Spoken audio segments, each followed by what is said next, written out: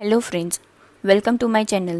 Friends, આજે આપણે વાત કરીશું LLB સેમેસ્ટર 3ની આવનારી યુનિવર્સિટી એક્ઝામના મોસ્ટ IMP પ્રશ્નો વિશે.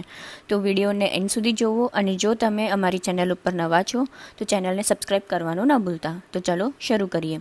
Principles of equity. ક્વેશ્ચન 1.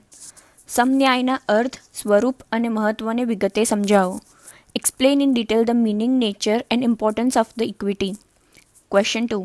સમન્યાય અને કાયદો એકબીજાના પૂરક છે. આ વિધાનને કેસ લો સહિત સમજાવો. Equity and law are supplement to each.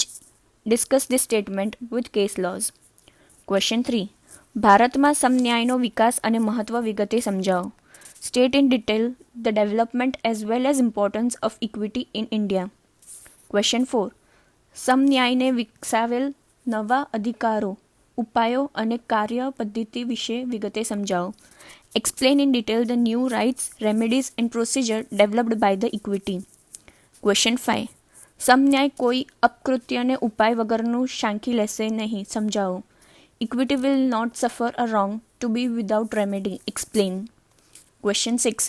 સમન્યાયનો પાયો, કૃપાદ્રષ્ટિ અને અંતર આત્માનો અવાજ. આ વિધાનને ઉદાહરણો અને નિર્ણિત કેસલો સહિત વિગતે સમજાવો. The basis of equity are matter of grace and matter of conscience.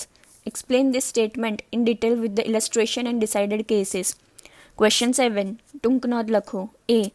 સમાનતા સમન્યાય છે. Equality is equity. B. કાનૂની અને સમન્યાયની મિલકત વચ્ચે તફાવત. Difference between legal and equitable estates. C. સમન્યાય કાયદાને અનુસરે છે. Equity follows the law. D.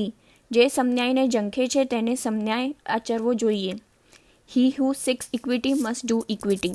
Friends, જો તમને કોઈ બીજો ક્વેશ્ચન હોય તો તમે કમેન્ટ સેક્શનમાં પૂછી શકો છો અને આ વિડીયોને લાઇક કરો, વધારેમાં વધારે શેર કરો અને અમારી ચેનલને સબસ્ક્રાઈબ કરવાનું ન ભૂલતા.